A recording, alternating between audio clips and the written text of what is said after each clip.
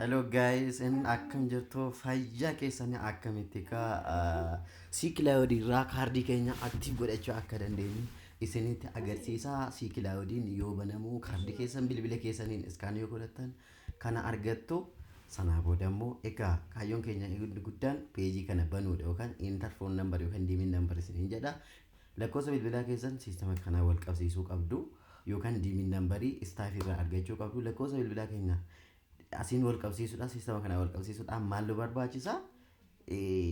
E-bookii purchase gochuu nu barbaachisa yookaan fayyadamtoota teekinooloojii keessaa tokko ta'uu nu barbaachisa. Kana gochuudhaaf asumarraa CPC Store kan jedhu kana keessa seenuudhaan peejii kana irraa teekinooloojii e-book kan jedhu kana kitaabni kun maal of keessaa qaba? Konseptii isaa introduction irraa hanga unity 10 of keessaa qabaati hanga case study bira gahuutti ni jira jechuudha. Egaa kitaaba kana karaa lamaanii kan argannu unlock now fi unlock consumer center. Unlock kaampaanii staff irraa yookaan hojjettoota kaampaanii irraa kallattiidhaan kaampaanii irraa ofii keenyaa kan bitan. Akkasumas immoo deeggarsa bal'aa namoonni saapoortii akka nu godhan yoo barbaanne kala on site unlock consumer center site irraani ani amma kallattumaan kaampaanii irraa access nan godha. Hubannoo gaarii waan hin qabuu fi deeggartoota baay'ee na hin barbaachisu.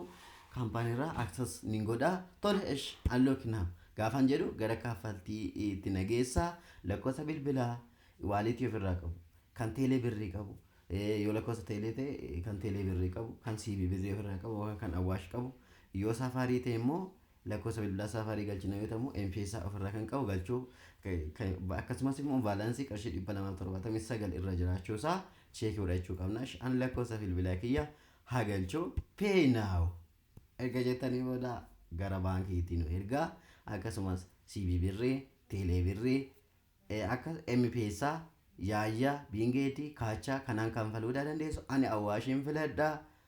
Awwaash gaafan filadhu piinii keessan galchaa jedhee gara lakkoofsa bilbilaatti isin ergaa baankii irraa kaffalta filattanii piinii keessan ni galchitu. Sanaa booda baalaan 279 isin irraati ni kuta.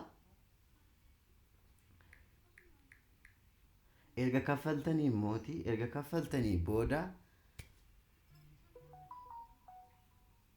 kitaaba keessan akka dubbiftanii peejiin kun ni eegdu. Amma kun lakkaa'ee fixutti yookaan akka amma tokkoon isin irra jiraatu amma ofiisaatii riidaayirekti godhee fuula isin barbaadan bira amma isin geessuutti jechuudha.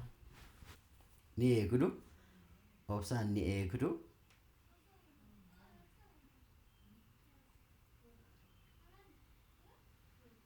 Obsaan ni eegdu.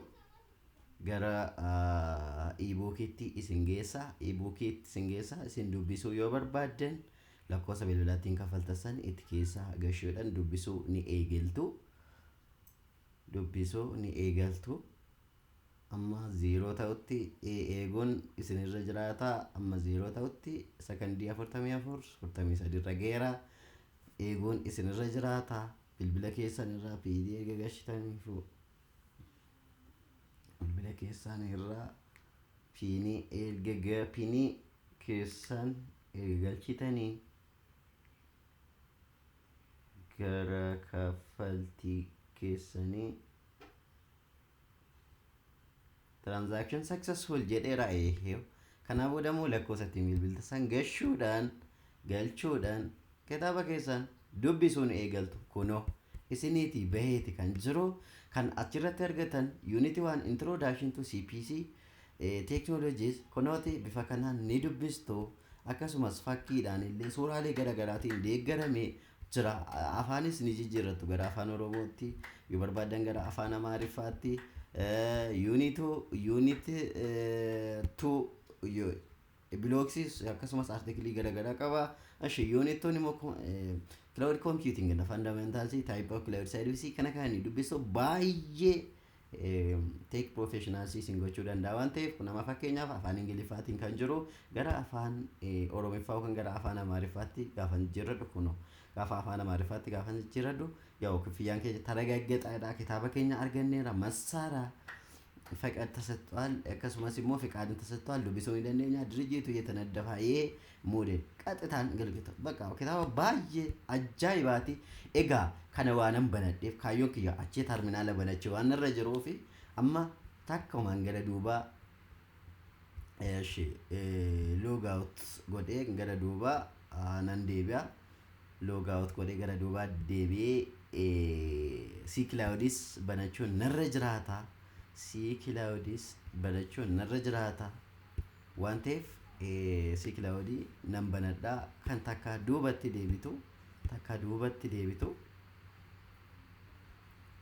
duubatti deebitu እሺ አመሞ አሲ ከነ አሎኪ ጎደኔ ረዋን ተፊ ዲሚን ነምበር yokan lakkoofsa bilbilaa keenya siistama wajjin liinkii gochuun nurra jiraata kana gochuudhaaf maal goona ammal kileen identity jechuun nurra jiraata wanta asirratti isin hubachuu qabdu isa kanaa fi kana paraalelii gochuu qabdu yogguu unlock now jettan asii claim identity kan jettu linkii jalqabaa kanaan seenuu qabdu yogguu asii unlock on C merchant site gootan asirra dhuftanii claim identity on C merchant site gochuu dandeessu unlock now irratti yookaan directly company staff irraa bitattanii akkasumas merchant site irran dimin number yookaan lakkoofsa bilbilaa keessan terminaalatti yookaan sigilaawdatti linkii gochuu waan hin dandeenyeef amma itti ishin adeema claim identity maqaa koo nangeshaa belleessa taayee akkasumas lakkoofsa bilbilaa amma ittiin bitadhe san nangeshaa national ID koo lakkoofsa dijiitii 16 san nangeshaa yookanis immoo baay'ee fi 00 gochuu